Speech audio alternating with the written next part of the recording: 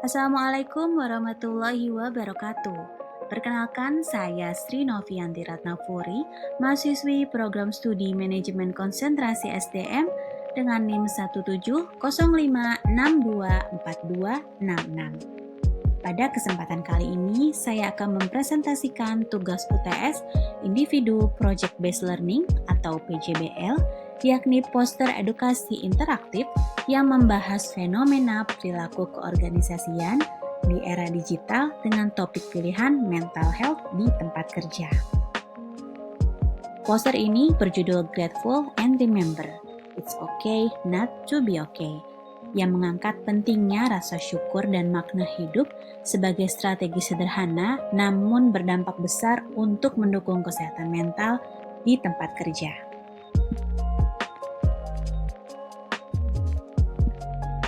Permasalahan yang saya angkat dalam poster ini adalah menumbuhkan kesehatan mental di tempat kerja melalui gratitude, rasa bersyukur, dan meaning of life, makna kehidupan.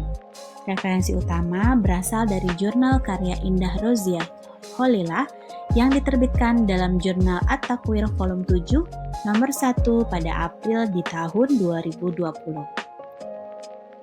Dalam jurnal tersebut dijelaskan bahwa tingginya tingkat stres kerja disebabkan oleh beban kerja yang berlebihan, tekanan dari lingkungan sekitar, konflik antar karyawan, serta kurangnya dukungan sosial di tempat kerja. Kondisi ini berdampak pada munculnya gangguan mental, ditandai dengan kesulitan berkonsentrasi, gangguan ingatan, penurunan minat bekerja, hingga menurunnya produktivitas. Bahkan pekerja yang berhubungan langsung dengan pelayanan publik lebih rentan mengalami burnout, yaitu kejenuhan kerja yang ditandai dengan depresi, pesimisme, turunnya kualitas kerja, ketidakpuasan, hingga munculnya keluhan fisik.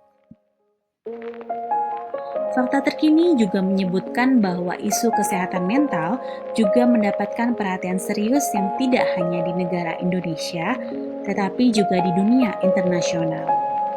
Berbagai organisasi kesehatan, termasuk WHO atau World Health Organization, secara rutin melakukan pemantauan dan publikasi terkait kondisi kesehatan mental.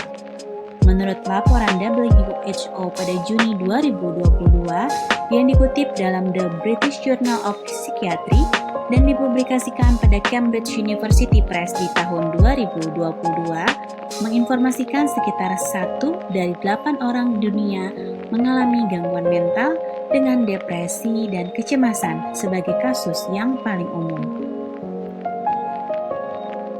Solusi yang diangkat pada jurnal ini adalah mengembangkan sikap bersyukur dan memahami makna kehidupan. Grateful plus meaning of life. Rasa syukur membuat karyawan mampu menghargai setiap tugas dan tanggung jawab yang diberikan, meskipun di tengah tekanan dan persaingan kerja. Dengan sikap ikhlas, perasaan negatif hanya akan muncul sesaat dan akan segera tergantikan oleh perasaan positif. Selain itu, sikap bersyukur juga turut memperkuat makna hidup dan penghargaan diri, sehingga individu lebih fokus dalam meraih tujuan hidup yang membahagiakan dirinya sekaligus orang lain. Kebermaknaan hidup sendiri tercermin dari keinginan untuk menjadi pribadi yang bermanfaat bagi sesama. Dalam hal ini, kehidupan yang sehat, baik secara fisik maupun mental, menjadi fondasi utama untuk membangun hidup yang penuh arti. Makna hidup berawal dari visi kehidupan yang jelas, harapan yang kuat, serta alasan mendalam untuk terus bertahan dan berkembang. Dengan memiliki visi dan tujuan hidup yang kokoh, individu akan lebih tangguh dalam menghadapi tekanan maupun tantangan, menjaga kesehatan mentalnya, serta mampu menyebarkan kebahagiaan kepada dirinya sendiri dan orang lain.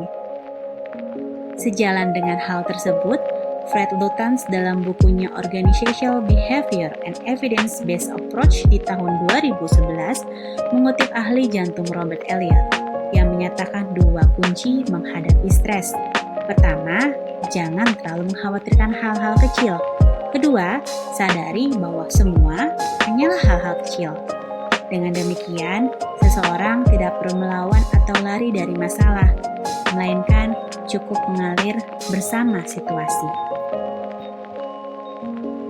Terakhir, manfaat dari mengembangkan gratitude dan meaning of life di tempat kerja adalah meningkatnya kesejahteraan psikologis, membaiknya hubungan antar karyawan, meningkatnya kepuasan kerja, serta bertambahnya loyalitas terhadap organisasi.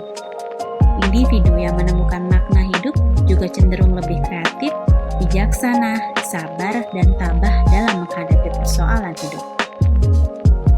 Sebagai penutup, it's okay not to be okay. Ingatlah selalu bahwa tidak apa-apa untuk tidak merasa baik-baik saja. Bahagiakan diri sendiri dengan menjaga kesehatan mental kita agar tetap sehat sebelum membahagiakan orang lain. Sekian presentasi dari saya. Mohon maaf apabila ada salah kata atau penempatan yang kurang tepat. Wabillahi taufiq wal hidayah. Wassalamualaikum warahmatullahi wabarakatuh.